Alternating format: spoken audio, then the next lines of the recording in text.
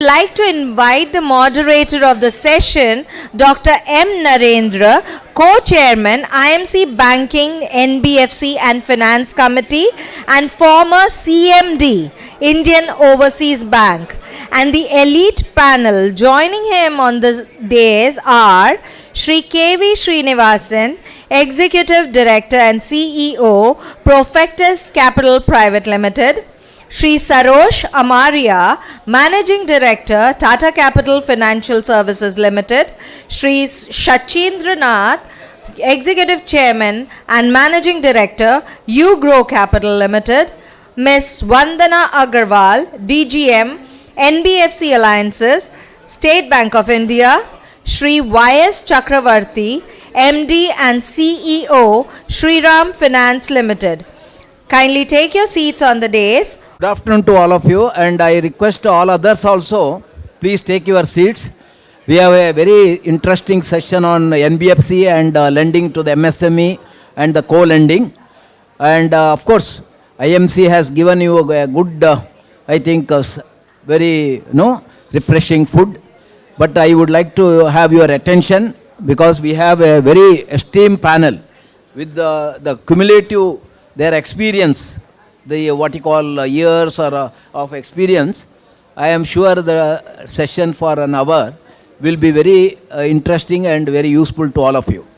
All of us are aware that MSME is the very important part, and they are the contributor to our GDP, more than 35 to 40%, and they are also the major partner in our exports.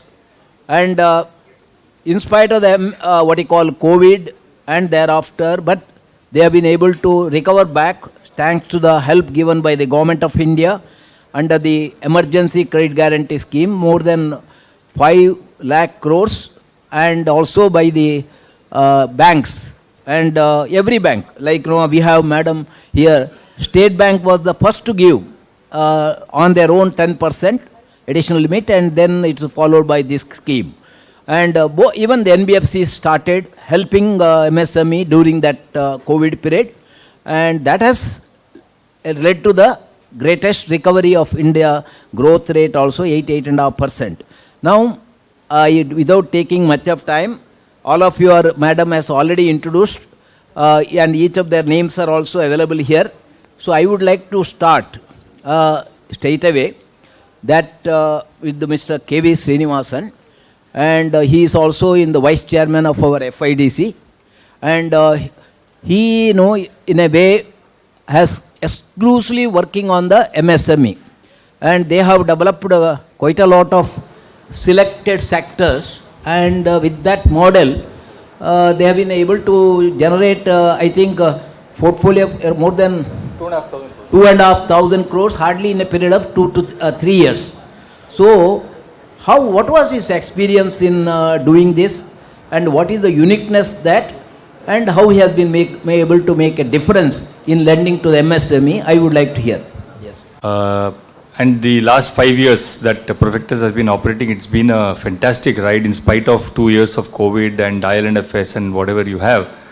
The point is that the unfulfilled demand from the MSMEs in terms of the funding requirement is so huge. And that particular market itself is growing so fast. So to build up a book of 2,500, 3,000, 10,000 crores is nothing. It's actually quite a simple task. But the real thing is that are you in a position to satisfy the right requirement of the MSMEs in the correct manner? And that is the most important thing. So what we have tried to do is that rather than trying to be everything to everybody, we have chosen about 11 sectors, which are primarily in the manufacturing and the services sector, and focused upon concentrating on what is the real requirement of that particular industry and that particular geography, and try to create what we call as a cluster-based approach in lending. So each cluster, for instance, even a textile person in Surat is a different animal than a textile person in Tirupur, right? So we need to take those small changes into account before we come with a policy which is more customized towards that person's financial requirements, cultural requirements, etc., etc. It's very important. So that's exactly the USP that we have brought across. And 2,500 crores of business, and this is all only secured lending, I don't believe in unsecured lending, has really been really fantastic. This thing we've been able to touch the lives of more than 4,000 such MSMEs in the country, and the journey continues. Congratulations, Srinivasan. Now we have Sachindranath. His model is also again unique, and is the rating or what he calls scoring model. Also he has developed, and he has been able to generate around 6,000 crores of portfolio. But I think entire thing is in the micro sector, smallest, not the smallest, and the average ticket size also very small. Now that is again one which is a major requirement. Whatever no, whenever we talking MSME, whether banks or other, we will be most talking on the higher segment of the MSME, whereas the lower segment of the micro enterprise, which constitutes larger portion of the overall 6.5, 7 crores MSME, they are not getting SS. So in terms of that, one is your experience.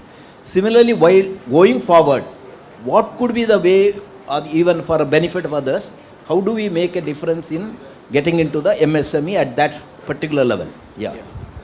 Thank you, Dr. Narendra. I think so, alongside Profectus, we have been in existence for roughly around 4 years or so. We started our journey in April of 2019, just post ILFS. We were fortunate to start with a sizable capital. I think so we designed, or we thought that there is a 2 decades of, unhindered growth for MSMEs here to stay purely from a credit demand perspective. We have seen the, consumer finance and personal finance journey in last decade, wherein we saw some of the large NBFCs which have grown at an exponential pace. And actually, post-demon and post-implementation of GST, it is our belief that the informal nature of MSME is getting formalized at a rapid pace. So we tell it this way, think of 6-7 years before. As a lender, you go to a small business and you say, I want to give you a loan. And for that, I want to understand your cash flow. So tell me your turnover, tell me your expense, tell me what's, net income you have. And everything was in informal. So ultimately, lender out of frustration used to only go and ask for a property and give loan against property. So the repayment capacity of the borrower was not being assessed, only the value of a property against which the loan was being given. But this is changing dramatically. The data ecosystem around the GST, around digitization of banking, with account aggregation now coming in full force, and the massive repayment behavior which you can calculate from the bureau population of MSME. So it has grown in 5 years from 8 lakh bureau records to almost 80 lakh bureau record. For segment of the market which are GST enabled, you can actually do data driven underwriting. So I keep saying that you can walk in a Chroma store and you can buy a fridge over a period of, over 30 minutes just by providing your mobile number. There would be a point in time wherein a small business getting an order of 10 lakh rupees, within minutes he would be able to get 7 lakh rupees of financing. That is the power of the data. And underneath that, still we feel that 2 MSMEs which looks very similar on the face of it are not similar. It can be because of the cluster, the geography, the state, or it can be just by mere nature. One example is that think of a large lending institution, credit officer is walking into a dentist and then walking into an IVF clinic. And he's used to think that high number of OPD patient is high revenue. And invariably he'll ask the same question with both the doctors. Sir, aapke yahan kitne OPD patient aate hain? Now it is for an IVF clinic, number of OPD patient is an irrelevant parameter versus it may be true for the dentist. But we in credit industry believe that the lowest denominator credit officer is expert of everything, and that's why he should be able to take the judgmental call. So that's why we decided to specialize in 9 sector and 100 subsector and created a template around which these credit underwriters actually operate.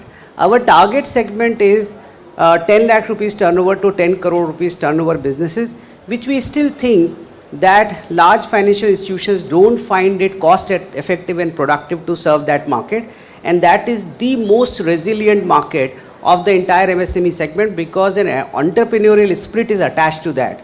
So this is one entrepreneur whose family livelihood is attached to his business. So his credit and his business survival is intertwined, and that's why he survives all through the cycle. So this is what we are doing. I think so we have built our base. We are growing, and we over a period of last 2 years, we have moved from 850 crore to now, 3 years actually, to 6,000 plus crore. But it is, I think so, while people think we have a growth rate is very high, but the opportunity set, I belong to Banaras, a month back I went over there. There are 7 lakh tourists every day which comes to that city. And when you walk into that city, it looks like that every corner of that and every small retailer is your customer and he needs credit. So the opportunity set in India for small business financing is here to stay. It is upon us as lender that how do we capitalize, how we digitize ourselves, and as KV said, that we serve the end need of a particular customer in a timely fashion. So that's our endeavor. Thank you, Sachinath. We'll come again back to you later. So now we know Shriram Group. Shriram is one of the household name in the southern sector, and I am sure now it is the northern sector also. And the Shriram Finance recently had a structural some changes, and Mr. Y.S. Chakrabarti is the MD and CEO of Shriram Finance. So the logistics also plays a very important part in ensuring that the MSME product reaches to the ultimate beneficiaries, as well as if it is meant for exports. So it is that sector which you are also catering, I believe. So how are the in that sector, because the government of India also came with the logistics policy recently. So how are your plans in making, which is already a successful model, and how are you able to reach out to the expectation of that segment of customers? Yes. Thank you, Dr. Narendra. Just a small correction to what you said. Today, our business, 65% of the business is outside southern states. Yes, just yes. to make That's why.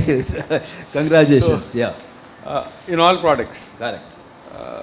We are, of course, as you all know, predominantly now with the merger, we are 80% of the assets are basically associated with one form of transport or the other. Correct.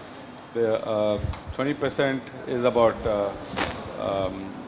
10% will be about our MSME, but still a sizable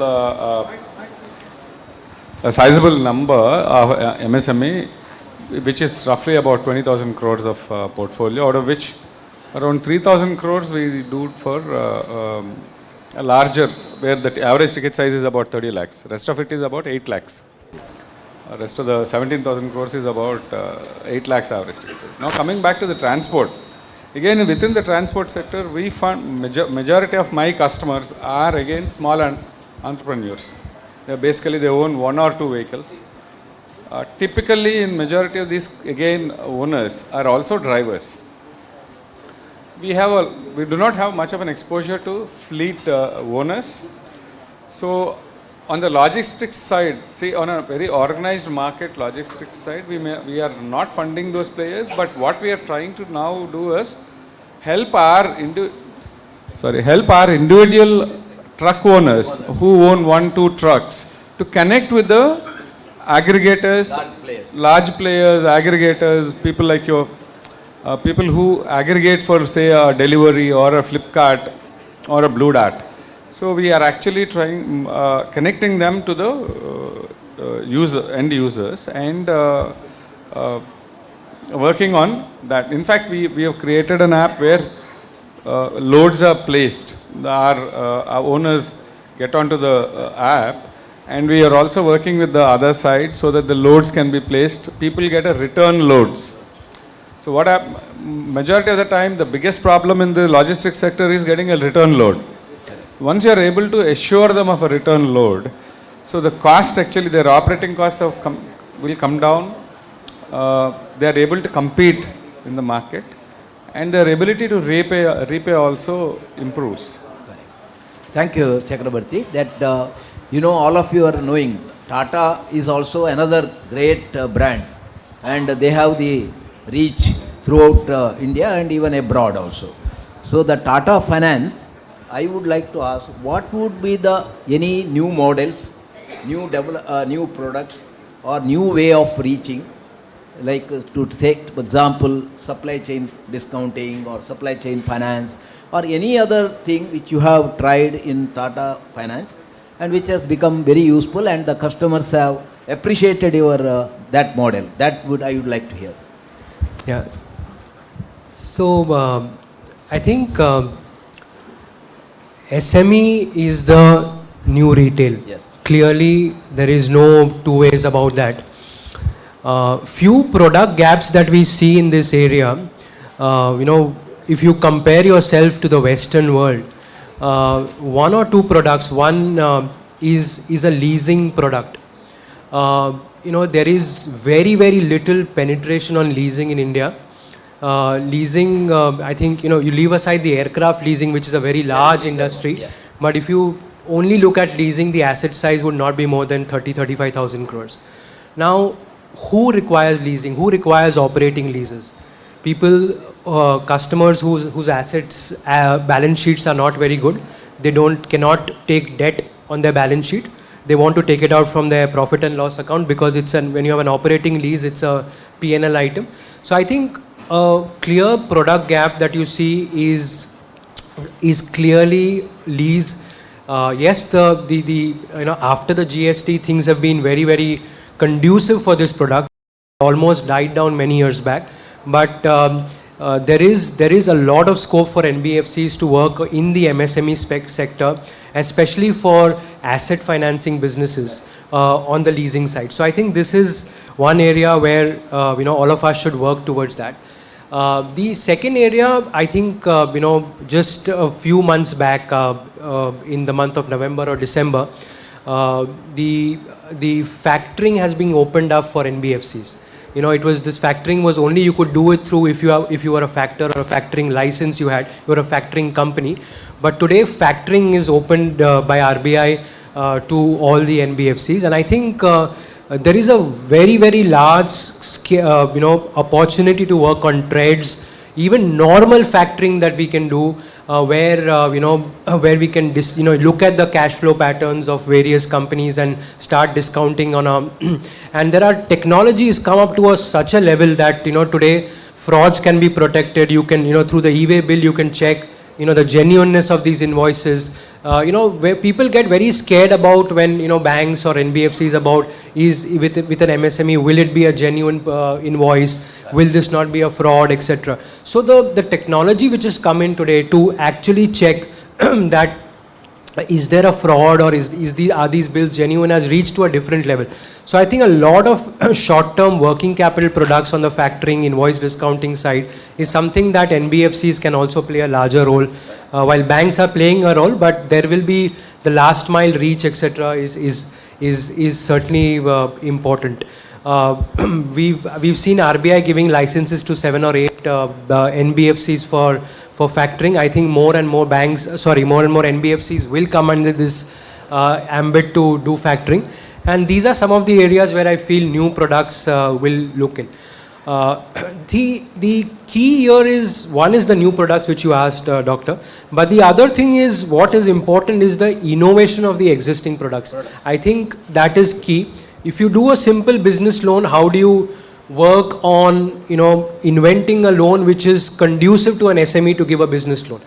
Can you skip 3 installments at the start, then give him a breather? What are his repayment, cycles? When does he get his cash flows? As you can plan. So customizing certain products which are important for SMEs is also, and then complete digitization. I think that's here to stay.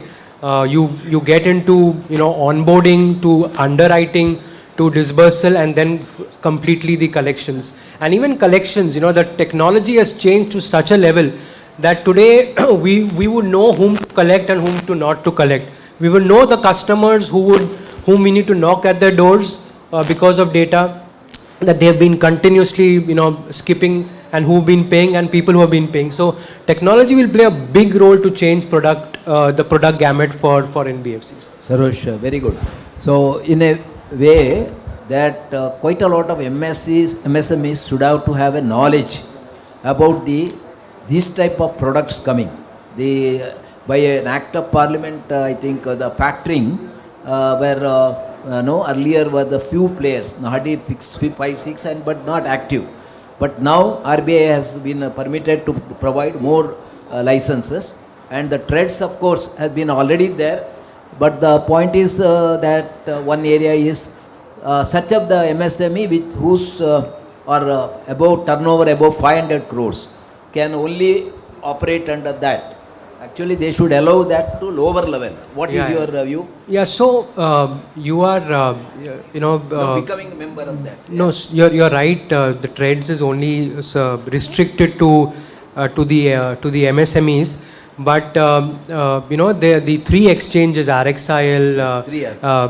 M1, and there are I think RBI has given license to four, a couple of more, and they will come in. And they've also been advocating that to broad base this whole. That's right. So you will see this. This trades is here to stay.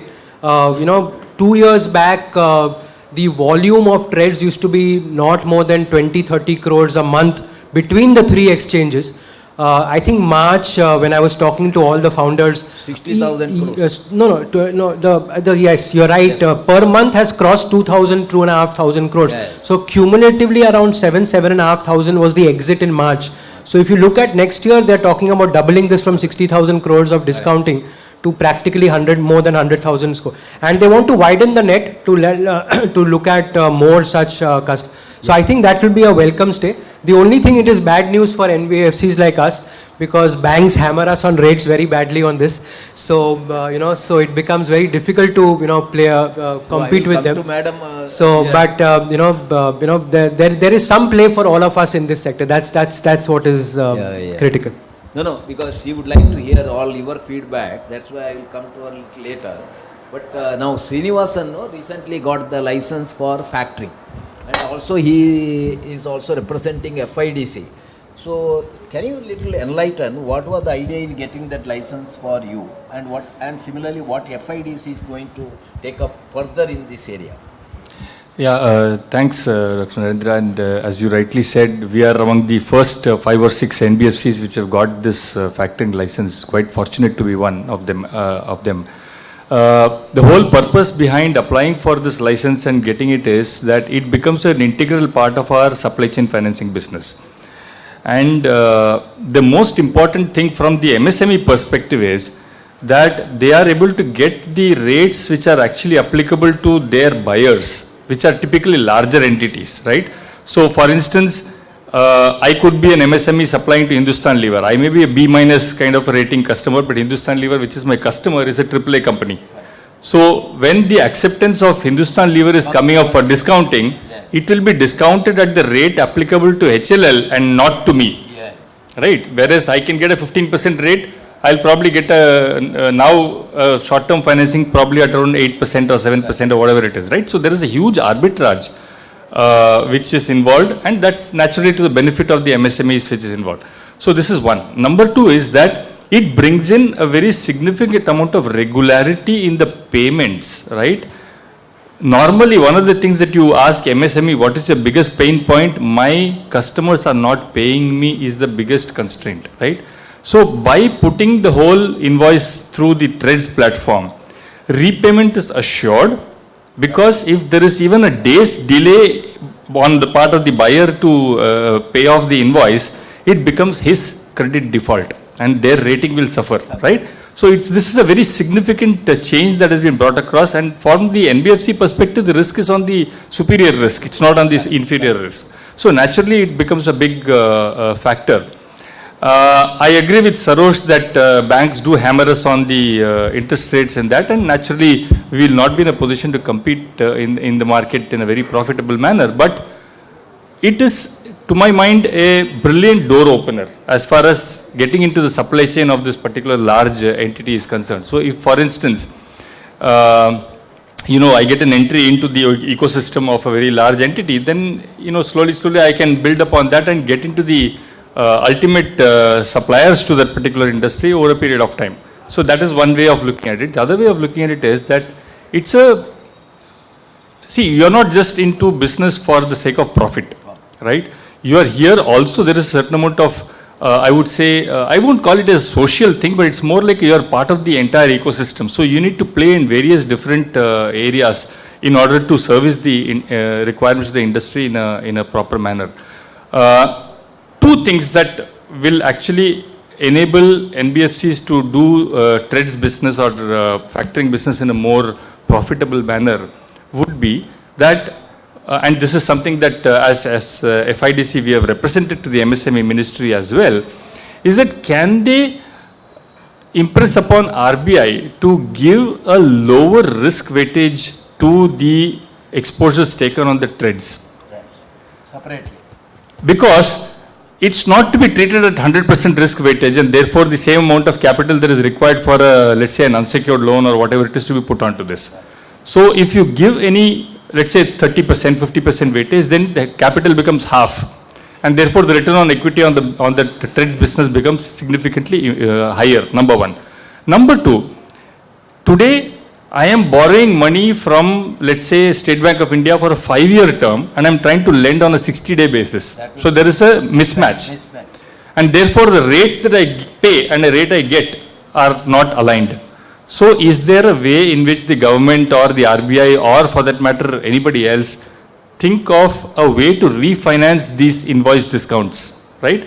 If you remember during the Harshad Mehta scam, the old timers will remember this, rediscounting of bills was banned because that was actually funding the stock market because there was no controls on it. But this is something which can be easily brought into rediscounting business, and thereby tenure matched money can be given to the NBFCs at a much cheaper rate, probably linked to the repo rate or whatever it is, so that the margins on this business can be improved. These are the two significant things that we have asked the MSME government ministry to kind of push across. So, Madam Vandanaji, that this co-lending was a game changer, and it took a lot of time to get into the real part of the co-lending with the revised, you are hearing? Yeah. With the revised what you call guidelines, the co-lending has now really picked up. So what are you being alliances? You are the major initiative, and State Bank is the one of the major bank. So what are the various areas you look at while doing the alliances, and what are your experience such alliances, and how that is going to help the MSME? Ultimately we are concerned with the MSME, that also micro sector. Yes, sir. So how are the arrangements have been done? Yeah. Thank you, sir. Yes, I must say that this co-lending is a game changer especially for the MSME sector, because with the waning of the COVID-induced economic conditions and then revival of the economic activities, plus the flow of the credit flow demand is increased, and tightening of the liquidity conditions. So more and more NBFCs are now coming for the co-lending arrangement, and it includes the larger one and the specialized ones also. Because with the co-lending arrangements, all the three players in the co-lending arrangements are in the win-win position. Banks are having the low cost of funds, and NBFCs are having the reach. And ultimately, it is the customer also, which are ultimately beneficiaries. They are also getting credit at the affordable cost. So it's a win-win for all the three, and more and more NBFCs are now coming for the co-lending arrangements, and they are able to, service their own customers, and they are now increasing the customer base also. Because with this co-lending arrangements, now they are able to tap those customers which otherwise they were not able to tap because of the cost of the funds. So it's increasing, and it's a win-win for all of them. And as a state bank, we have undergone to execute the MOUs with a good number of the NBFCs, and it is across all the segments. It's agri and housing, as MSME, all the segments we have touched. And we feel that with the co-lending arrangement, this flow to the MSME will increase, because NBFCs are having a reach to the customers, plus they know the exact, they understand the needs of the MSME customer in a better way, and they are reach, so they can give the credit at an minimum time. They can give the credit to the MSME customer. They understand the challenges being faced by the MSME customer in a better way, and they customize their products more frequently according to the needs of the MSME customers. So accordingly, in our bank also, we are also customizing our products, and Nath sir will agree to me. So we are also customizing our products so that we can meet out how the NBFCs are lending under the co-lending arrangement. Thank you, madam. That only, that most of the public sector or commercial banks, we have always a scheme without even understanding what is the requirement. So that Me Too scheme may not be the one which can help in the co-lending. as he rightly said, from the feedback getting, you need to adjust your what you call various schemes. Yes, sir, we are doing. And the cluster related or the very specific sector related. Now, Mr. Sachindranath, you took the lead in having the co-lending. Of course, along with the Tata Capital also, others would have also done. But what did you envisage when you did this, and how that is working, and how that is going to make a change ultimately to the MSME, that from being a player? So, sir, I have to be very careful. You know, SBI is our lead co-lending bank, and sitting left of me, I don't know how, how do I play this? So let me give you an example. I Yeah. remember this movie in which Amir Khan takes Urmila Matondkar into a 5-star hotel, and he sits in the restaurant, and he said, tell the guy, "Ye pankha meri taraf lagao." Right? So the guy says, "Sir, this hall is air conditioned." So NBFC is that Amir Khan, which has never gone to a 5-star hotel and doesn't even know that in 5-star lobby you don't need a fan, right? Because it's air conditioned, because it operates only in those geographies. Other example, and relates to State Bank, our agreement was signed with the chairman, and when I was signing the agreement, he asked, "Ki aap kitna business karenge?" So obviously State Bank and I was so excited that, we have been with partner with the State Bank of India right from 2019, and this was being done in 2021. So बिना सोचे समझे ऐसे sir 6 महीने में 500 करोड़ हम करके देंगे.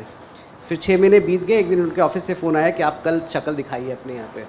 So when I reached and walked into his office, the secretary said only 10 minutes, right? Because he's very busy. I said, yes, sir.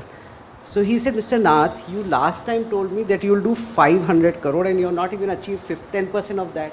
Where is the problem? Are you guys are not capable? Should we, terminate your agreement and move on to somebody else? I didn't know how to answer. So I said, sir, have you watched this movie called Two States? He said, yes. So I said, it's like, think of this. A Chettiar girl getting married to a Punjabi Sardar boy. Both of them be living together and decided to get married.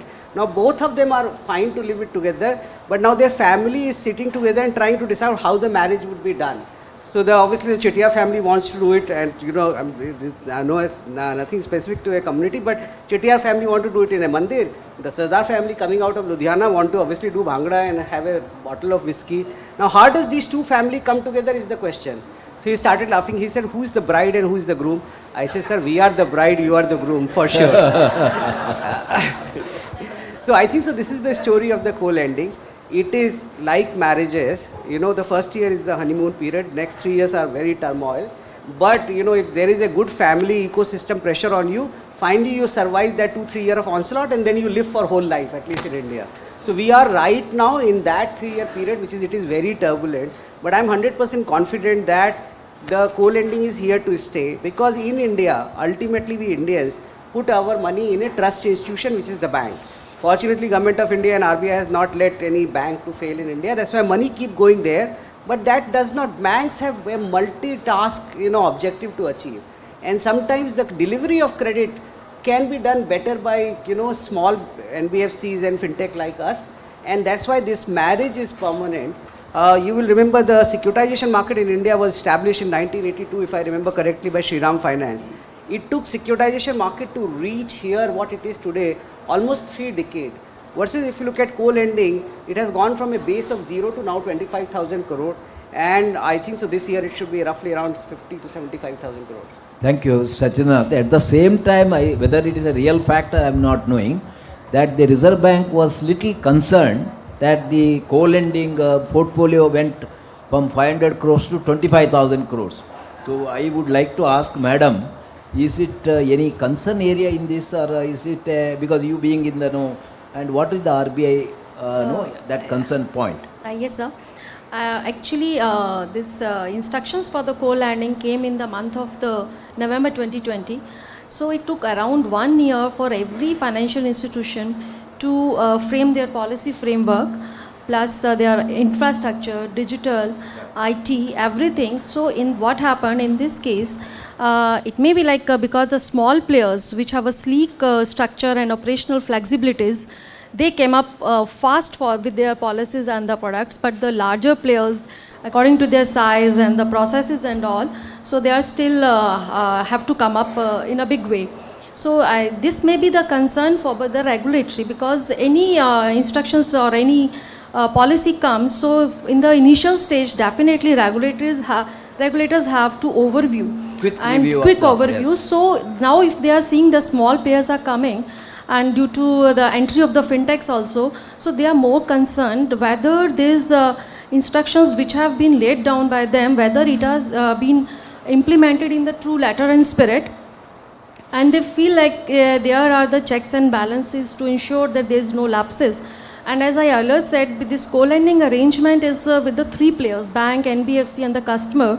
So they may be more concerned whether the bank and NBFC, they are doing the due diligence properly, and ultimately the borrower is the ultimately beneficiary for this, because in this co-lending arrangement it's rightly said that it is to be this benefit is to be passed on to the customer. It is to be at the affordable cost. So this is to be, I think this is to be watched by the regulators. And if it is coming from that, I think it's a good one, because it will definitely strengthen and smoothen the flow of the credit to the borrower. And any feedback, if it is come, then it will be good for the industry as a whole also, sir. Thank you, sir. Very happy that this partnership model and win-win situation is definitely going to have the greater reach to the MSME.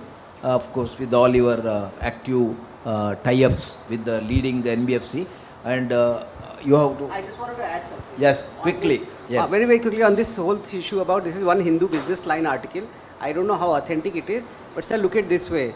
Yeah, हमारे you see, यहाँ- we don't know the authenticity. या सो एक हमारे यहाँ कहावत है हमारे बनारस में कि एक धोबी एक गधे के साथ जा रहा था और पैदल चल रहा था, तो सबने बोला ये धोबी कितना बड़ा गधा है कि गधा है लेकिन पैदल चल रहा है, तो poor fellow then sat on the गधा, तो देन ही सेड ये कितना बड़ा इनह्यूमन है कि बेचारे गधे के ऊपर चढ़ के बैठ गया है.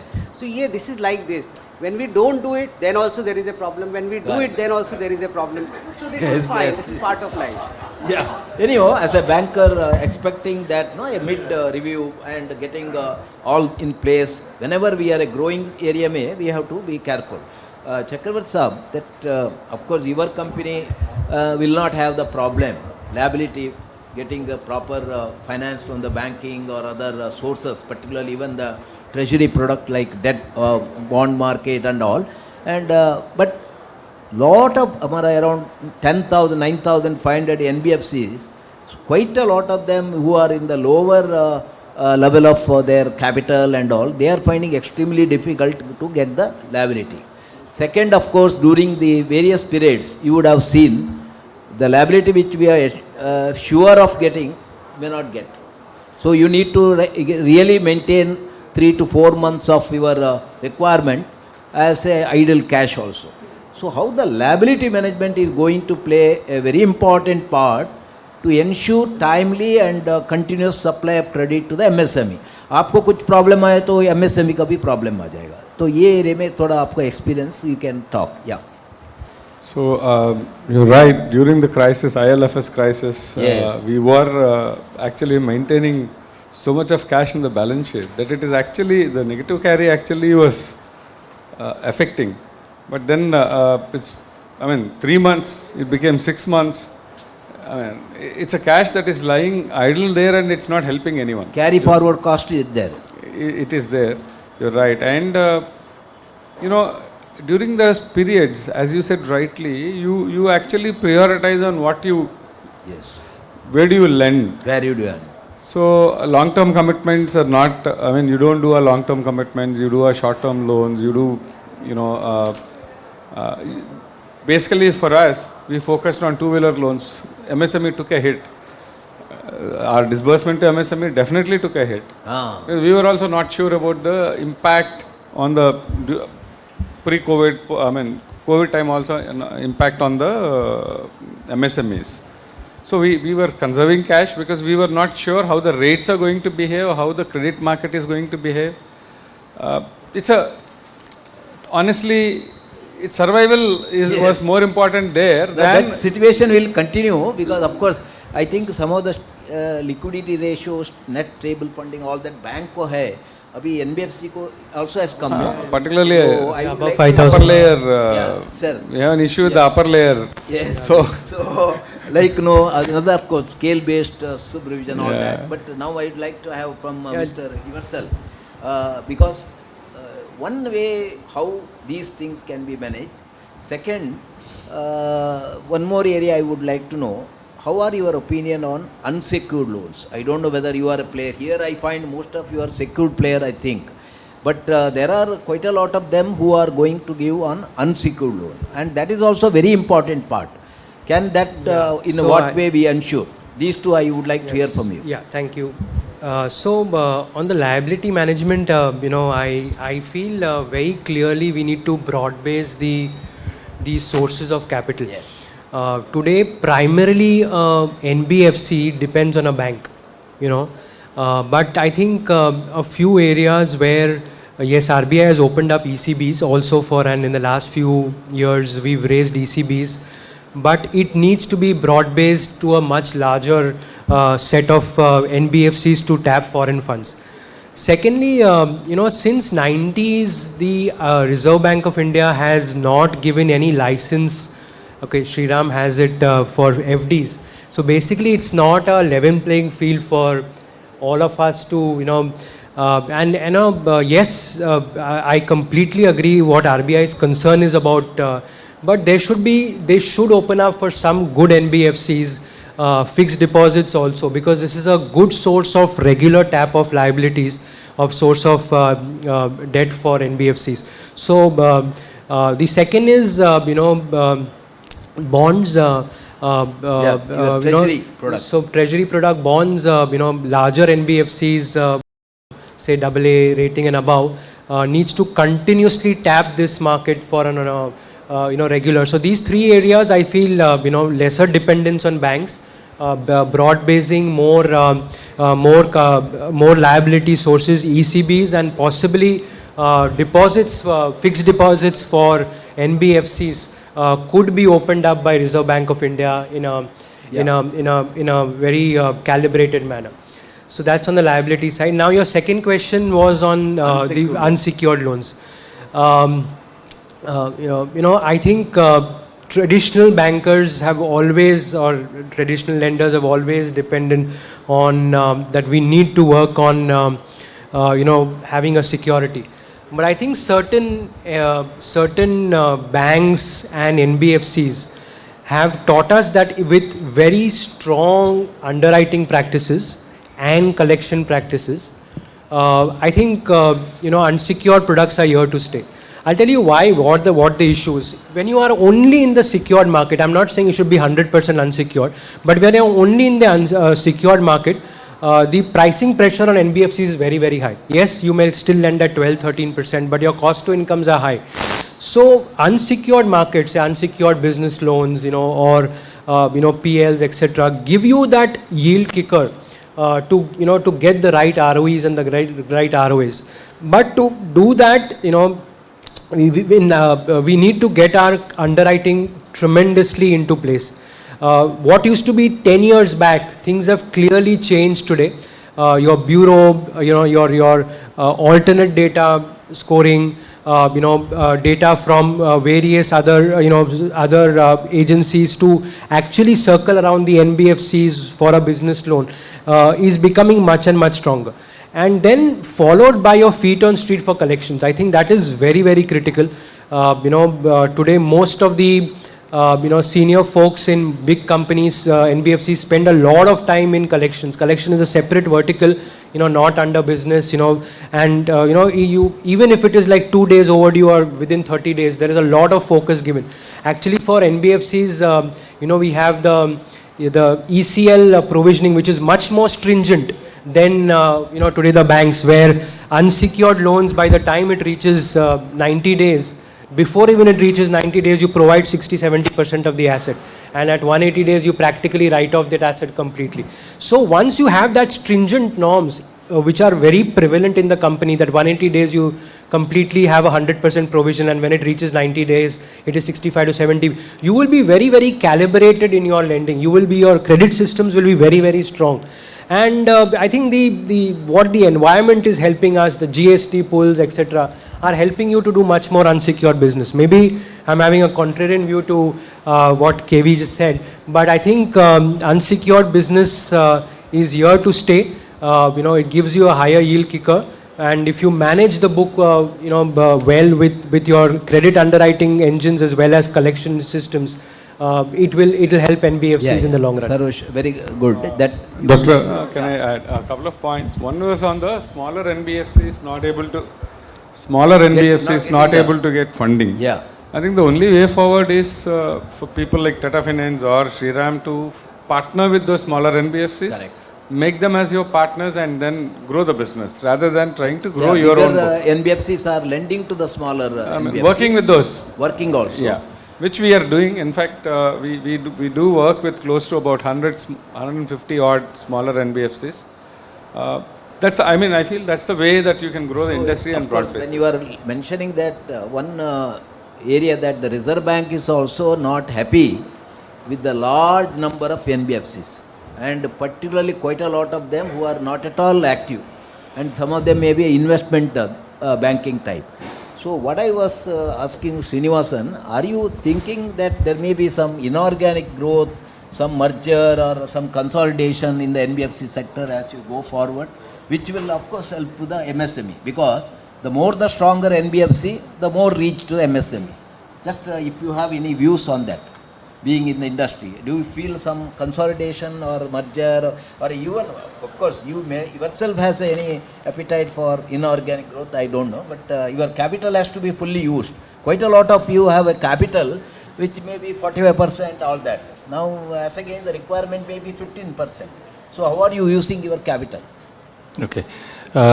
Look, this 9,000 NBFC number, I think is a little misleading, okay? A large number of these are, as you rightly said, either inactive Yes. or in-house investment arms of large group companies, etc., etc. So, or maybe family-oriented kind of entities.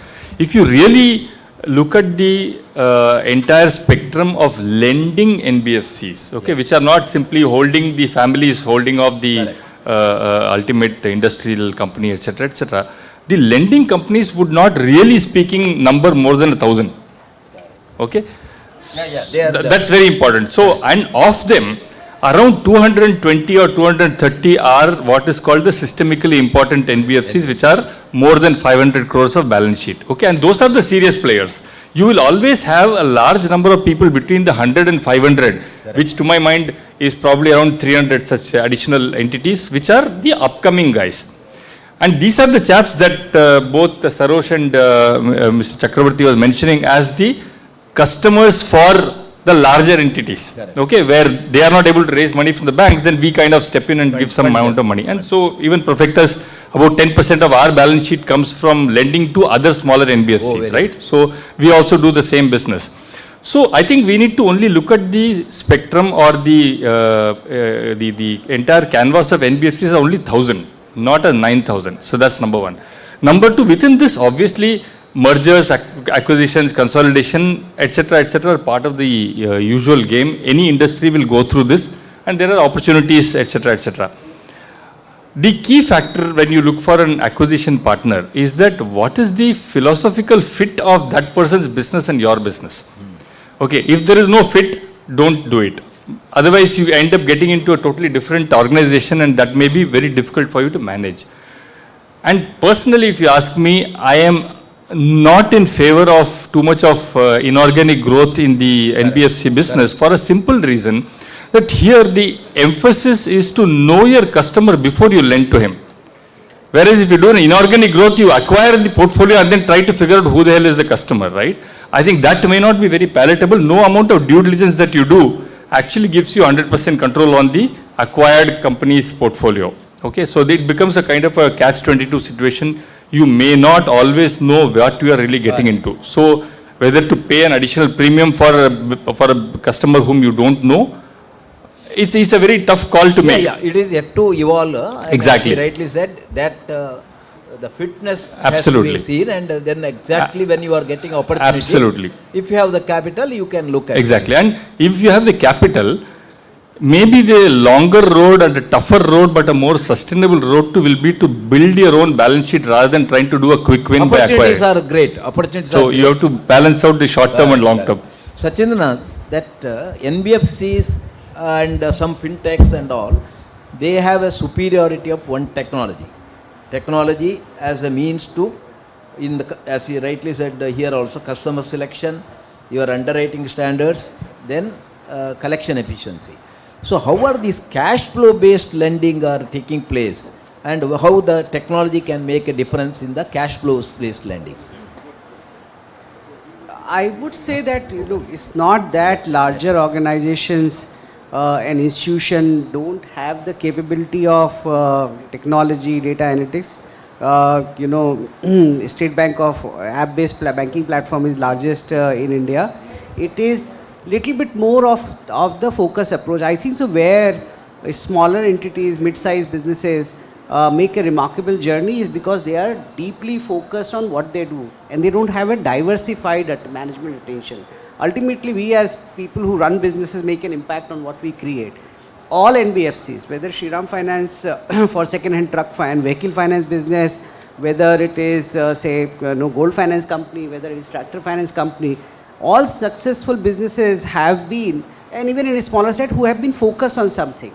As I said, this whole perennial problem, especially for MSME, of not knowing the three things of lending: the intent of the customer, his eligibility, and his ability to pay.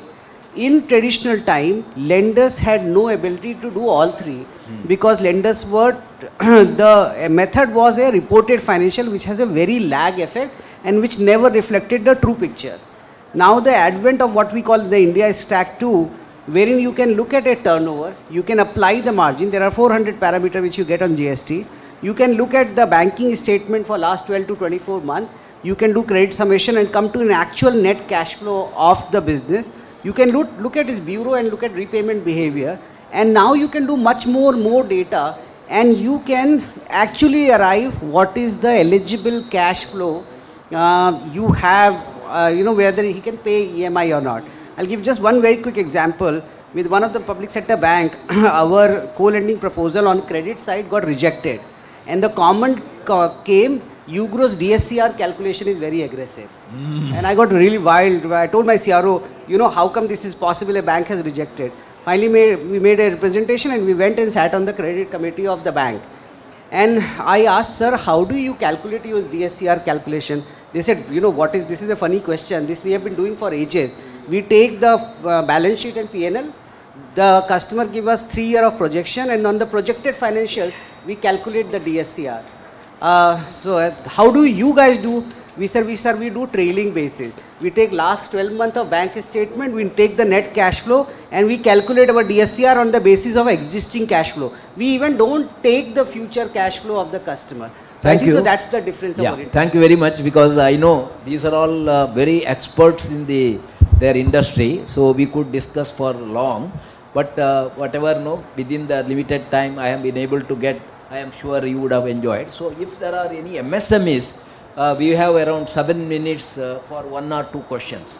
From, one, and here, please, Mike. Hello, you can, quickly, So I'm a advocate Deepak Parmar and I'm a mediator. So I just would like to know how you are using a mediation for recovery of your loans. Our collection is something which is very crucial, especially unsecured loan. So how your organization is using mediation for collection purpose? So please. I think basically when it is in a lower bucket, means when you say lower bucket is 0 to 30 days, it is basically soft collections. Then you have your section 138 and as you go forward, arbitration, etc. So, but generally if it is a very small retail loan, it is more to do with sitting across the customer and trying to do a settlement. I think that's how it works. It is, when you do a small CD or a, but if you have a secured assets, then it's of course repossession of vehicles, or but unsecured it is always section 138. You have your arbitration or sitting across and doing settlements. Yeah, that's how we work. The next question, please. I just want to add out here. See, specifically for MSMEs, while there are legal methodologies which are available, SARFAESI 138, whatever you have, I think what I've always found is, rather than confrontationist collection, collaborative collection works better, counseling works better, early warnings work better, etc. And induced monitoring works better than any other collection effort. Prevention is always better than cure. Prevention is better than cure. That's the way I would look at it. Yeah, always so many, because once you go to the extreme, then communication becomes problem. Yeah, up jaldi, he is ex-CDB man. Yeah. I am BL Chandak. Yeah. I am BL Chandak, retired DGM. So all these things which he has told that prevention is better than the cure. So what has happened? I have suggested the methods of how to payment should be stabilized. The repayment of either NBFC or bank or anything, which can be stabilized by through linking the repayment to GSTN system. So there will be two fields. One is repayment field and one is a repayment due date and another is actual repayment date. Now after that, and then the scoring will be done on that basis. So that will solve the automatically problem of so many things. And my article has come in the business line of December 23rd, where I have suggested this is the best way, because so many things have been done over the years. Things have been not been properly planned. Thank you, sir. Thank you for your suggestion. Anybody else? One more? Yeah. Yeah, I have a just question on this larger NBFC giving to smaller NBFCs, because the banks still today also triple B, even if you are triple B NBFC, even a small housing finance company, they don't generally consider, because they say it's a policy matter, we are A+. Just now we have heard that the larger NBFCs are giving to the smaller NBFC, but then how do they compete in the market? I mean, how do you manage your rate of interest, your rate of return? Vis-a-vis, they manage their rate of return. We have got many triple B good NBFCs, but just because of this policy matter, the banks are not considering them. Which is exactly when the, I think really, this picture. So, I agree. If any NBFC is borrowing from another NBFC, there has to be a compromise on interest rate. Because we cannot give the money at, let's say, State Bank or UCO Bank kind of rates, right? But at least the cash is available. So while you are letting go of some amount of margin, you are able to run your business and continue to grow. So I think that is probably more important than the rate of interest at any point in time. Sir, to add to that, the market is also so wide, so vast, it is not possible for me to service the entire market. So I lose some margin, the smaller NBFC will lose some margin, but the customer gets benefited. At least you are lending, that is very important. Yeah. NDS Chari. I have been doing lot of leases when I used to be in NBFCs. Now I am helping lot of companies for doing leasing. So my question is to you, Suresh. See, leasing is an important tool for capital assets. That being the case, it is one of the product definitely the country needs. In which case, are you doing a true operating lease, means are you able to take the asset risk? If you are able to take the asset risk, especially where you are not a OEM like Western countries, how do you mitigate that? So, or it is restricted to corporate leasing? No, so you are right. That's where the conundrum is, that it is very difficult to take a pure play asset risk, because repossession, taking that asset back after your 5 years are over on a lease, that becomes a big issue. So you will have an element of corporate underwriting in a leasing also. I do not deny that. But what I meant when the market is so nascent today, NBFCs need this product. But when it is a car or say laptops of some companies, you can take pure asset risk. But if it is plant and machinery where it is erected to the ground, and you just can't go in and erect that whole machinery and take it back and sell it. So you will take an asset risk where you can actually repossess and drive that the asset away, including planes, which we are all aware what's happening right now. Thank you. But as if it is erected to the ground, or it is part of, it will be very difficult to take a pure play asset risk. Sir, so largely it's a cherry pick kind of a. I was advocating for time. Now I have to remain in that time. So one area is India is having a quest for 5 trillion economy. and later around 30 trillion economy by 2047. So, 46, and I am sure all of them will play a very important role, and our state. Huh? Yeah, and no, individually nahi, organization wise, institutional wise, and the NBFC will be a great player in helping MSME, and MSME share of exports will become 75%. MSME GDP share will become 50%. That is the vision. Wish you all the best. Thank you very much. Well done. Give a big clap. Thank you for that wonderful session.